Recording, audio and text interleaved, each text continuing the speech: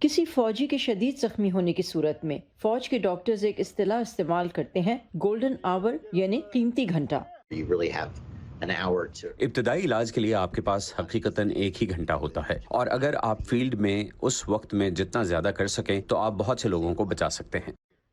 فوجی ماہرین نے یہ نتیجہ اخذ کیا ہے کہ میدان جنگ میں 80% ہلاکتوں کو زخمی کا خون بہنے سے روک کر بچایا جا سکتا تھا، اور اس حوالے سے پیش رفت ہوئی ہے۔ ہم نے زخموں کے لیے خون جمانے والے عوامل کے ساتھ پٹیاں تیار کی ہیں، جو بہت بڑی پیش رفت ہے۔ My thumb is on the red. Push it open. Stop the blade class میں طالب علموں کو ٹریننگ دی جاتی ہے کہ صرف سیکنڈوں میں پریشر کے ذریعے خون کو کیسے روکا جاتا ہے۔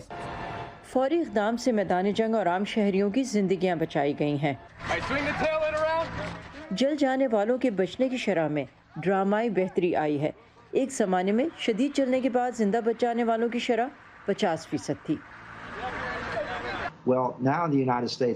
امریکہ میں اب یہ تعداد 80% اور کبھی کبھی تقریباً 90% ہوتی ہے، تو ہم انتہائی نگہداشت اور ایسے زخموں کو بند کرنے میں بہت بہتر ہوئے ہیں جو شدید جلنے کی صورت میں آتے ہیں، خاص طور پر فوج میں۔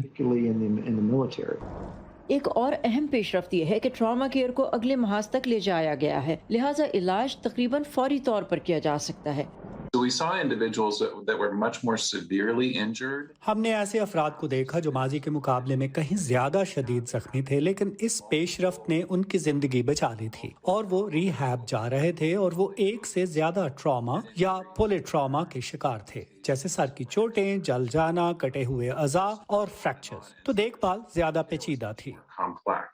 اس نگہداشت کی پیچیدہ نوعیت کا مطلب ہے کہ فوجی ڈاکٹروں کو باقی عملے کے ساتھ کام کرنا ضروری ہے۔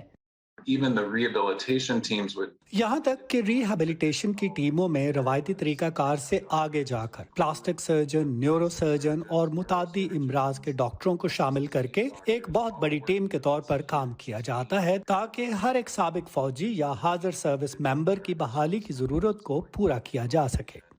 مصنوعی اعضاء میں بھی بہت ترقی ہوئی ہے۔ مصنوعی ہاتھ یا تو ایک ہک ہوتے تھے جو وہ کھول سکتے تھے اور بند کر سکتے تھے، اور ایک حد تک کام کرتے تھے، ایک چیز کو ہی کنٹرول کر سکتے تھے۔ اب ہدف یہ ہے کہ ان مصنوعی اعضاء کو اصل عضو جتنا ہی کارآمد بنایا جائے، جس میں محسوس کرنے کی صلاحیت بھی شامل ہو۔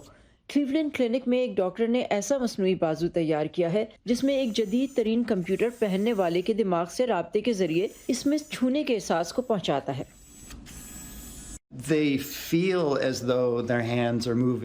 وہ محسوس کرتے ہیں جیسے ان کے ہاتھ حرکت کر رہے ہیں، حالانکہ ان کے ہاتھ نہیں ہیں، اور وہ محسوس کرتے ہیں جیسے ان کی انگلیاں چیزوں کو چھو رہی ہیں، حالانکہ ان کی انگلیاں نہیں ہیں۔ اور دلچسپ بات یہ ہے کہ یہ تمام نظام جب ایک ساتھ جوڑے گئے تو ان کے دماغ کو ایسا محسوس ہوتا ہے گویا یہ انسانی ہاتھ ہوں۔